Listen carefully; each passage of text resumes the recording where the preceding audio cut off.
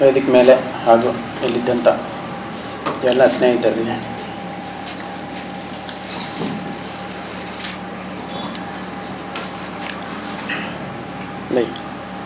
ಸದ್ಯಕ್ಕಿದ್ದಂಥ society ಏನಂದರೆ ಈ fake news, ಸೆನ್ಸೇಷನಲಿಸಮ್, ಅಲ್ಲೇನು ಒಂದು ವಿಷದ ಬೀಜ ನಾಟುವಂಥ ಇದೆಲ್ಲ ಇರುವಾಗ ನಾನು ಯಾವಾಗಲೂ ಎಲ್ಲರನ್ನ ಕೇಳ್ತಾ ಇರೋದು, ಸ್ವಲ್ಪ ಸ್ಟ್ರಾಂಗಾಗಿ ಹೇಳ್ತಾ ಇರ್ತೇನೆ, ನೀವು ಧೈರ್ಯವಾಗಿ ಎಲ್ಲ ಬರೀಬೇಕು, ಯಾಕಿದು ಮಾಡಲ್ಲ ಅಂತ ಹೇಳಿ. ನೀವು ಮಾಡೋ ಕೆಲಸಕ್ಕೆ ಒಂದು ಪರ್ಪಸ್ ಇದ್ದರೆ ನಮಗೆಲ್ಲ ಧೈರ್ಯ ಆಟೋಮ್ಯಾಟಿಕ್ಕಾಗಿ ಬರ್ತದೆ ಅಂತ ಹೇಳ್ತಾ ಇರ್ತಾರೆ. ನಿನ್ನೆ ಆಫೀಸಲ್ಲಿ ಕೂತಿದ್ದೇನೆ, ಇದ್ದಾಗ ಒಬ್ಬ ವಿಸಿಟರ್ ಬಂದಿದ್ದರು, ಒಬ್ಬ ಹುಡುಗಿ, ಮುಸ್ಲಿಂ ಹುಡುಗಿ ಬಂದಿದ್ದರು.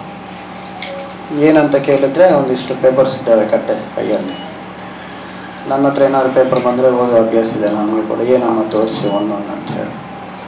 ಅವ್ರ ಗಂಡನಿಗೆ ಯಾರೋ ಕೊಲೆ ಮಾಡಿದ್ದಾರೆ, ಒಂದು ಬ್ಯಾಚ್. ಅವರು ಕೊಲೆ ಮಾಡಿದ ಮೇಲೆ ಪೊಲೀಸರು ಇನ್ವೆಸ್ಟಿಗೇಷನ್ ಮಾಡ್ತಾರೆ, ಅರೆಸ್ಟ್ ಮಾಡ್ತಾರೆ, ಎಲ್ಲ ಆಗುತ್ತೆ. ಮತ್ತು ಆಮೇಲೆ ಬೈಲ್ ಆಗುತ್ತೆ ಕೆಲವರಿಗೆ.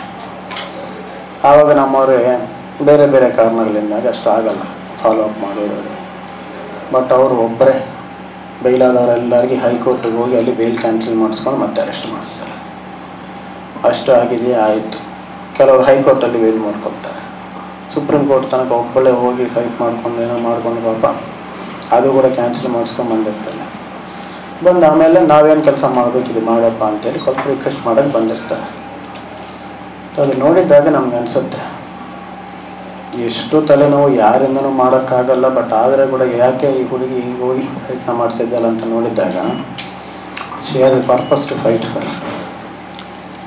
ಇದೇ ನನ್ನ ಪರ್ಪಸ್ ಅಂದ್ಕೊಂಡು ಅವ್ರು ಫೈಟ್ ಮಾಡ್ತಿದ್ದಾಗ ಎಲ್ಲ ಧೈರ್ಯವೂ ಬರ್ತದೆ, ಯಾವುದಕ್ಕೂ ಹೆದರಲ್ಲ. ಕ್ಲಿಯರಾಗಿ ಕಾಣ್ತಾ ಇತ್ತು ಆ ಹುಡುಗಿಯನ್ನು ಕೂಡ ಜನ ಹೆದರಿಸ್ತಾ ಇದ್ದಾರೆ ಮಾಡಬೇಡ ಅಂತ ಹೇಳಿ. ಬಟ್ ಸ್ಟಿಲ್ ಇಲ್ಲ. ಅದೇ ರೀತಿಯಲ್ಲಿ ಜರ್ನಲಿಸಮ್ಗೆ ಏನು ಬೇಕು, ನನ್ನನ್ನು ಕೇಳಿದರೆ heart beat is fearless reporting. ಆ ಫಿಯರ್ಲೆಸ್ ರಿಪೋರ್ಟಿಂಗ್ ಇಲ್ಲ ಅಂದರೆ ನಮ್ಮ ಜರ್ನಲಿಸಮ್ಗೆ ಅರ್ಥನೇ ಇರೋದಿಲ್ಲ. ಭಾಳಷ್ಟು ಉದಾಹರಣೆಗಳಿದ್ದಾವೆ ನಮಗೆ, ಪ್ರಪಂಚದಲ್ಲಿದ್ದಾವೆ, ನಮ್ಮ ದೇಶದಲ್ಲಿದ್ದಾವೆ. ಉದಾಹರಣೆಗೆ ಈ ರಷ್ಯಾದಲ್ಲಿ ಒಬ್ಬ ರಿಪೋರ್ಟರ್ ಇದ್ದರು, ಆ್ಯನಾ ಪೊಲಿಟಿಕೋಸ್ಕಾವ್ಯ ಅಂತ. ಅಲ್ಲಿ ಆಗಿದ್ದಂಥ ಎಲ್ಲ ಅರಾಚಕಗಳ ಬಗ್ಗೆ, ಎಲ್ಲ ಪ್ರಾಬ್ಲಮ್ಸ್ ಬಗ್ಗೆ ಕೂಡ ಬರೀತಾನೆ ಇದ್ದರು. ಕರ್ಕೊಂಡು ಬಂದರು, ಜೈಲಿಗೆ ಹಾಕಿದ್ರು, ಟಾರ್ಚರ್ ಮಾಡಿದರು. ಇಲ್ಲ, ಬಟ್ ಶಿ ಡಸಂಟ್ ರಿಲೆಂಟ್. ನೀವೇನೇ ಮಾಡಿ ನಾನು ಮಾಡೋದು ಮಾಡ್ತಾನೆ ಇರ್ತೀನಿ, ಯಾಕಂದರೆ ನಾನು ನಿಜ ಬರೀಬೇಕು, ಪ್ರಪಂಚಕ್ಕೆ ಗೊತ್ತಾಗಬೇಕಂತ ಹೇಳಿ ಕರೆಕ್ಟಾಗಿ ಯಾರು ಮಾಡ್ತಾರೆ ಅವ್ರ ಬಗ್ಗೆನೇ ತಿಳ್ಕೊಂಡು ಬರೀತಾ ಇರ್ತಾರೆ. ಕೊನೆಗೆ ಸಾಯಿಸಿಬಿಡ್ತಾರೆ. ಬಟ್ ಸ್ಟಿಲ್ ಅವ್ರು ಸಾಯಕ್ಕೆ ಮೊದಲು ಬರೆದಂಥ ಲಾಸ್ಟ್ ಆರ್ಟಿಕಲ್ ಕೂಡ ಏನು ತಪ್ಪುಗಳು ನಡೀತಾ ಇದ್ದಾವೆ ಅದನ್ನೆಲ್ಲವನ್ನು ಕೂಡ ಎತ್ತಿ ತೋರಿಸ್ತಾ ಇದ್ದಂಥ ಆರ್ಟಿಕಲ್ ಇದೆ. ಅಲ್ಲೇಕೆ ಇದೆ, ನಮ್ಮಲ್ಲಿ ಕೂಡ ಇಂಡಿಯಾದಲ್ಲಿ ಕೂಡ ಭಾಳಷ್ಟು ಎಕ್ಸಾಂಪಲ್ಸ್ ಇದ್ದಾವೆ, ನಿಮಗೂ ಗೊತ್ತಿದೆ. ನಮ್ಮ ವಿರುದ್ಧ ಬರೆದವರು ನಮ್ಮ ಛತ್ತೀಸ್ಗಢಲ್ಲಿ ಒನ್ ಪಾಯಿಂಟ್ ಆಫ್ ಟೈಮಲ್ಲಿ ಕೆಲವು ಪೊಲೀಸ್ ಅಟ್ರಾಸಿಟೀಸ್ ಅಲ್ಲಿ ನಡೆದಿರಬಹುದು. ಸೊ ಅದಕ್ಕೆ ವಿರುದ್ಧವಾಗಿ ಒಬ್ಬರು ಮಾಲಿನಿ ಸುಬ್ರಹ್ಮಣ್ಯಂ ಅಂತ ನಿಮ್ಮೆಲ್ಲರಿಗೂ ಗೊತ್ತಿರ್ಬೋದು. ನೀವೇನೇ ಮಾಡಿ ಬರೀತಾನೆ ಇರ್ತಾರೆ, ನಮ್ಮವ್ರಿಗೆ ಹೋಗಿ ಏನಾದ್ರು ಮಾಡಿರ್ತಾರೆ ಪೊಲೀಸರು, ಪ್ರಾಬ್ಲಮ್ಸ್ ಬರ್ತಾವೆ ಅಡ್ಮಿನಿಸ್ಟ್ರೇಷನ್. ಬಟ್ ಸ್ಟಿಲ್ ನೀವೇನು ಬೇಕಾದ್ರೂ ಮಾಡಿ, ನಾನು ಬರೆದವ್ರು ಬರೀತೇನೆ. My purpose is my story, I go after it. ಈ ಪರ್ಪಸ್ಸನ್ನು ನಾವು ಇಟ್ಕೊಂಡಿದ್ರೆ ಆ ಧೈರ್ಯ ಆಟೋಮ್ಯಾಟಿಕ್ಕಾಗಿ ಬರ್ತದೆ. ಈ ಧೈರ್ಯದಿಂದ ರಿಪೋರ್ಟ್ ಮಾಡಬೇಕು ಪ್ರತಿಯೊಂದು ಯಾವುದೇ ಕೂಡ ಅಂತ ಹೇಳಿ ಒಂದಿತ್ತು. ಯಾಕಪ್ಪ ಧೈರ್ಯ ಇದ್ದರೆ ಸಾಕು ಅಂತೇಳಿ ಹೇಳ್ತಾ ಇದ್ದೆ ಎಲ್ಲರಿಗೆ. ಬಟ್ ಆದರೆ ಇಲ್ಲಿಗೆ ಬಂದಮೇಲೆ ಇನ್ನೊಂದು ಗೊತ್ತಾಗುತ್ತೆ, especially where the communal fabric is very very sensitive. ಎಲ್ಲಿ ಒಬ್ಬರನ್ನು ಇನ್ನೊಬ್ಬರು ಅನುಮಾನದಿಂದ ನೋಡ್ತಾರೆ, ಎಲ್ಲಿ ನಿಜಗಿಂತ ಸುಳ್ಳು ಬೇಗ ಜಾಸ್ತಿ ಸರ್ಕ್ಯುಲೇಟ್ ಆಗುತ್ತೆ. ನಿಜ ಎಷ್ಟು ಜನಕ್ಕೆ ಹೋಗುತ್ತೆ, 100 ಜನಕ್ಕೆ ಹೋದರೆ ಸುಳ್ಳು 1000 ಜನಕ್ಕೆ ಹೋಗುತ್ತೆ. ನಿಜ 1 ಗಂಟೆಯಲ್ಲಿ ಟ್ರಾವೆಲ್ ಮಾಡಿದರೆ ಸುಳ್ಳು ಅರ್ಧ ಸೆಕೆಂಡಲ್ಲಿ ಟ್ರಾವೆಲ್ ಆಗುತ್ತೆ. ಇಲ್ಲ ಆಗೋದ್ರಲ್ಲಿ ನಾವಿಲ್ಲಿ ಮಾತಾಡ್ತಾ ಇರ್ತೀವಿ, ಅದಕ್ಕೆ ಆಪೋಸಿಟಾಗಿ ಇನ್ನೊಂದು ಸುಳ್ಳು ರೆಡಿಯಾಗಿ ಬರ್ತಾ ಇರ್ತದೆ. ಯಾವುದು ನಿಜ ಯಾವುದು ಸುಳ್ಳು ಅಂತ ಹೇಳಿ ಜನಕ್ಕೆ ಅರ್ಥ ಆಗಲ್ಲ. ಈ 98% 2% ಅಂತ ನೀವೇನು ಹೇಳ್ತಾ ಇದ್ದೀರಿ, that may be true. But ಆ 98% ಸಮಸ್ಯೆ ಇದೆ ಅಲ್ವಾ, ಇವರ ಜನಕ್ಕೆ ಈ 2%ಇಂದ ಆಗುವಂಥ ಸಮಸ್ಯೆ it has become a disease. ಈ ಸಮಸ್ಯೆಯನ್ನು ಹೀಲ್ ಮಾಡಬೇಕಾದ್ರೆ you need journalism which can heal and it can do things. ಉದಾಹರಣೆಗೆ ಈ ರವಾಂಡಾದಲ್ಲಿ ಜಿನೋಸೈಡ್ ಆಗಿದೆ ಭಾಳಷ್ಟು ವರ್ಷಗಳ ಹಿಂದೆ. ಯಾವ ಸಮಾಜದವರು ಇನ್ನೊಂದು ಸಮಾಜದವ್ರ ಜೊತೆ ಮಾತಾಡಲ್ಲ, ಎಲ್ಲ ಡಿವೈಡ್ ಆಗಿಬಿಟ್ಟು ಸಪ್ರೇಟ್ ಆಗಿರ್ತಾರೆ. But how it got killed over a period of time. ಎಲ್ಲ radio broadcasts, media news, years together continuously ಪ್ರತಿ ದಿವಸ ಯಾವುದೇ ಕಾರಣಕ್ಕೆ ಮಿಸ್ ಆಗಲ್ಲ. ಯಾವ ರೇಡಿಯೋ ಬ್ರಾಡ್ಕಾಸ್ಟು ಕೂಡ ಮಿಸ್ ಆಗಲ್ಲ. ಪ್ರತಿಯೊಂದರಲ್ಲಿ ಕೂಡ ಅದರಲ್ಲಿದ್ದಂಥ ಒಳ್ಳೆಯತನ ಕೂಡ ಎತ್ತಿ ಹಿಡಿದು ತೋರಿಸಿ ನಿಧಾನಕ್ಕೆ ಅವರು ಕೂಡ ಒಳ್ಳೆಯವರೇ, ನಾವು ಒಳ್ಳೆಯವರೇ, ಆ ಕಳ್ಳರು ಯಾರಿದ್ದಾರೆ ಅವರನ್ನು ಸಪ್ರೇಟ್ ಮಾಡೋಕ್ಕಾಗಿದೆ ಅವರಿಂದ. ಸೊ ಅದೇ ಪ್ರಯತ್ನ ನಾವು ಇಲ್ಲಿ ಕೂಡ ಮಾಡಬಹುದು. ಮಾಡಬೇಕಾದ್ರೆ ಬೇಕಾಗಿತ್ತು ಆ ಧೈರ್ಯ, ಆ ಕಮಿಟ್ಮೆಂಟ್.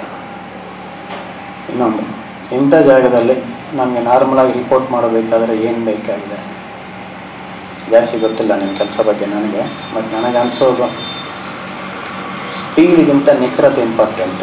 ಲೈಕ್ 1 ಸೆಕೆಂಡಲ್ಲಿ ಹೋಗಬೇಕು ನ್ಯೂಸ್. ಏನು ಹೇಳ್ಬಿಡ್ತೀವಿ, ಬಾಯಿಗೆ ಬಂದಿದ್ದು ಹೇಳ್ಬಿಟ್ಟು ಯಾವನ ಮೇಲೆ ಏನೋ ಹಾಕಿ ಯಾವುದು ಅನ್ಯಾಯ ಆಗಿ ಅದರಿಂದ ಇನ್ನೊಂದು ಪ್ರಾಬ್ಲಮ್ ಆಗಬಾರ್ದು.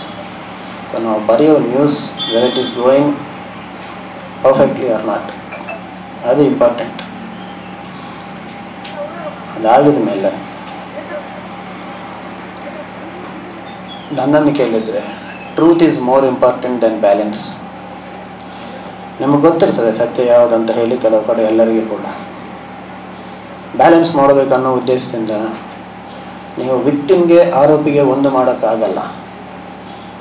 ಕಳ್ಳ ಇದ್ದರೆ ಅವನು ಕಳ್ಳ, ಒಳ್ಳೆಯವನಿದ್ರೆ ಅಮಾಯಕ ಇದ್ದರೆ ಅಮಾಯಕ. ಬ್ಯಾಲೆನ್ಸ್ ಮಾಡಬೇಕಂತ ಇಬ್ಬರು ಒಂದಾಗಬೇಕಂದ್ರೆ ಆಗಲ್ಲ. ಇಲ್ಲಿ ನಿಮಗೆ ಪಕ್ಕಾ ಸಮಸ್ಯೆ ಬರ್ತದೆ 100%. whoever is reporting will get a problem because he is standing by the truth. ಎಲ್ಲರಿಗೂ ಗೊತ್ತಿದೆ. ನನ್ನ ಹತ್ರ ಬಂದವರು ಭಾಳಷ್ಟು ಜನ ಹೇಳ್ತಾರೆ ಕೂಡ. ಏನಂತ ನಾವೇನಾದ್ರು ಕ್ವಶನ್ ಮಾಡಿದರೆ ಇವರು ಫೋನ್ ಮಾಡಿ ಕೇಳ್ತಾರೆ. ಏನು ಕೇಳ್ತಾರೆ? ಧೈರ್ಯವಾಗಿ ನಿಜದ ಬಗ್ಗೆ ಮಾತಾಡ್ತಾ ಇರುವಾಗ ಯಾರು ಏನು ಕೇಳೋಕ್ಕಾಗಲ್ಲ. We are always there for you. ಎಲ್ಲೋ ಏನೋ ಅಟ್ರಾಸಿಟೀಸ್ ಆಗಿರ್ತವೆ, ಯಾರನ್ನೋ ಅಟ್ಯಾಕ್ ಮಾಡಿರ್ತಾರೆ. ಬಟ್ ಅದು ನಮ್ಮ ದೇಶ ಅಲ್ಲ, ನಮ್ಮ ಸ್ಟೇಟ್ ಅಂತೂ ಅಲ್ಲ. ನಮಗೆ ಅಷ್ಟು ಪವರ್ ಇದೆ, ಅಷ್ಟು ಪ್ರಯತ್ನ 100% ನಮ್ಮವರು ಮಾಡುವವರಿದ್ದಾರೆ. ಯಾರು ಅವ್ರ ಕೆಲಸ ಅವ್ರು ಮಾಡ್ತಾ ಇದ್ದಾರೆ ಅವರೆಲ್ಲರಿಗೂ ಕೂಡ ಸಪೋರ್ಟ್ ಮಾಡುವಂಥ ಪೊಲೀಸರು ಕೂಡ ಇಲ್ಲಿದ್ದಾರೆ.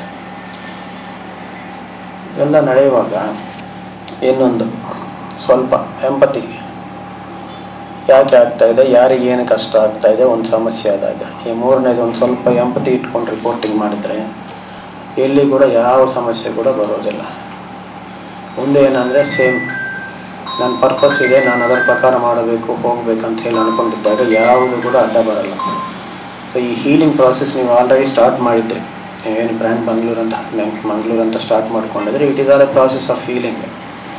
ಆಗಲೇಬೇಕು. But is it really sufficient? ಎರಡನೇದು ಹೇಳಿದ್ರೆ ಆಲ್ರೆಡಿ ನಮ್ಮದೇ ರಿಪೋರ್ಟರ್ಸ್ ನಮ್ಮ ಬಗ್ಗೆ ಕೇಳುವಾಗಲೇ ಏನಪ್ಪ ನಿಮ್ಮೂರು ಆಗಿದೆ, ಅದು ಯಾಕೆ? ಅವರು ಕೂಡ ನಾವು ಬರೆದಿದ್ದು ಓದೇ ನಮ್ಮ ಮೇಲೆ ಒಪಿನಿಯನ್ ಬರ್ತಾಯಿದೆ. ಮೊನ್ನೆ ನನ್ನ ಹತ್ರ ಯಾರೋ ಬಂದರು, ಇಷ್ಟು ನ್ಯೂಸೆನ್ಸ್ ಎಲ್ಲ ಯಾಕೆ ಆಗ್ತಾಯಿದೆ ಅಂತ ಕೇಳಿದರೆ, ಅವರೆಲ್ಲ ಗಲೀಜು ಮಾಡ್ತಿದ್ದಾಗ ಅದನ್ನು ನಾವು ಎತ್ತೆತ್ತಿ ತೋರಿಸಿದ್ರೇನೆಲ್ಲ ಆಗೋದು. ನಾವು ಅದು ಇಗ್ನೋರ್ ಮಾಡಿಬಿಟ್ರೆ ಏನಾಗ್ತೈತಿ, ಏನಾಗಲ್ಲ ಅಂತ ಹೇಳಿ ಅಂತಾರೆ. ಬಟ್ ನೀವು ಯಾಕೆ ಇಗ್ನೋರ್ ಮಾಡಲ್ಲ ಅಂದರೆ ಅವನು ಬರೀತಾನಲ್ಲ, ಅವನು ಬರೆದು ನಾವೇನೂ ಆಗಿಲ್ಲ ಅಂತ ಹೇಳಿ ಅನ್ಕೊಳ್ತಾನೆ. It's not that. When you have that real purpose in your mind, ಹೋಗಲಿ ಏನಾಗತ್ತೆ, ಏನೂ ಆಗಲ್ಲ. ಯಾರೇನು ಅಂದ್ಕೊಂಡಿದ್ರೆ ಏನು, as long as you can answer your conscience. ನಾನು ನನ್ನ ಕಾನ್ಷಿಯನ್ಸ್ಗೆ ಸಮಾಧಾನ ಹೇಳಬೇಕು, ಬಾಕಿ ಯಾರಿಗೂ ಏನು ಹೇಳೋದು ಬೇಕಾಗಿಲ್ಲ ಅಂತ ಇದ್ದಾಗ ಎಲ್ಲಿ ಕೂಡ ಯಾವ ಸಮಸ್ಯೆಗಳು ಕೂಡ ಬರಲ್ಲ. ಈ ಸೊಸೈಟಿ ಕೂಡ ನಿಧಾನಕ್ಕೆ ಹೀಲ್ ಆಗ್ತಾ ಇರ್ತದೆ. There was a great pope who stood against this apartheid. ಏನು ನೀವು ಇಷ್ಟು ಅರಾಚಕಗಳು ನಡೀತಾ ಇದ್ದರೂ ಕೂಡ ನೀವು ಧೈರ್ಯವಾಗಿ ಮಾತಾಡ್ತಾ ಇದ್ದೀರಿ, ಅವರೆಲ್ಲ ನಿಮ್ಮನ್ನು ಎದುರಿಸ್ತಾ ಇದ್ರು, ಓಪನ್ ಆಗಿ ಸಾಯಿಸ್ತೀವಿ ಅಂತ ಹೇಳ್ತಾ ಇದ್ರಲ್ಲ, ಯಾಕೆ ನೀವು ಯಾವಾಗಲೂ ಸತ್ಯನೇ ಹೇಳ್ತಾ ಇದ್ರಿ?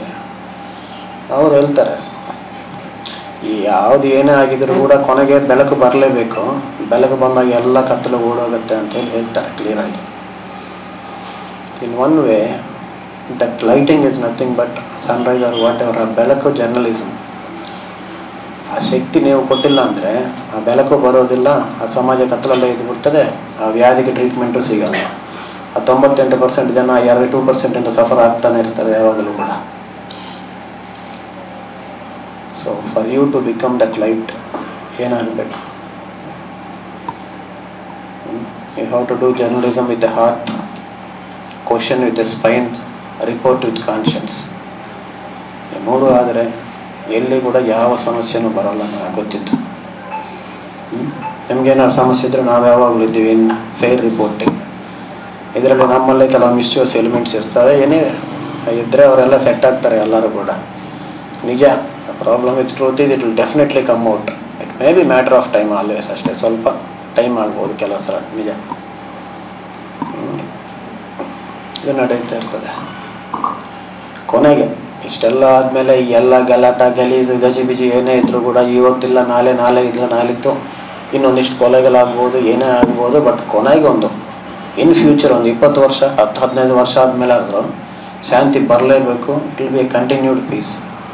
ಅದು ಬಂದಾಗ ನಮಗೇನಾಗಬೇಕು, ಆವಾಗ ತಿರುಗಿ ನೋಡಿದ್ದಾಗ ಯಾರಪ್ಪ ಈ ಶಾಂತಿ ಬರಲಿಕ್ಕೆ ಪ್ರಯತ್ನ ಮಾಡಿದ್ದವರು, ಆ ದ್ವೇಷ ಅನ್ನುವಂಥ ಬೆಂಕಿಗೆ ತುಪ್ಪ ಹಾಕ್ತಿದ್ದಂಥವರೆಲ್ಲರನ್ನು ಕೂಡ ಹೆದರಿಸಿಬಿಟ್ಟು ಈ ಶಾಂತಿ ಅನ್ನೋ ಬೀಜಕ್ಕೆ ನೀರು ಯಾರು ಹಾಕಿದ್ದಾರೆ, ಯಾರು ತರಲಿಕ್ಕೆ ಹೇಳಿದ್ದಾರೆ ಅಂತ ತಿರುಗಿ ನೋಡಿದ್ದಾಗ ನಮಗೊಂದಿಷ್ಟು ರಿಪೋರ್ಟರ್ಸ್ ಕಾಣಿಸ್ಬೇಕು. ಅವರೇ ಮಾಡಿರಬೇಕು, ಇವರೇ ಬರೆದಿದ್ದಾರೆ, ಬೇರೆ ಯಾವುದು ರಿಕಾರ್ಡಲ್ಲಿ ಎಲ್ಲೂ ಇರಲ್ಲ, ಕಾಣಿಸೋದು ಇಲ್ಲ. ಓಕೆ, ಸೊ ಅದು ನಮಗೆ ಬೇಕಾಗುತ್ತೆ. ನಮ್ಮ ಹತ್ರ ಸದ್ಯಕ್ಕೆ ನಾವು ಕೇಳ್ತಾ ಇರೋದು we need journalism with truth and with honesty. Basically we need you. All the best. ಚೆನ್ನಾಗಿ ಮಾಡ್ತೇನೆ.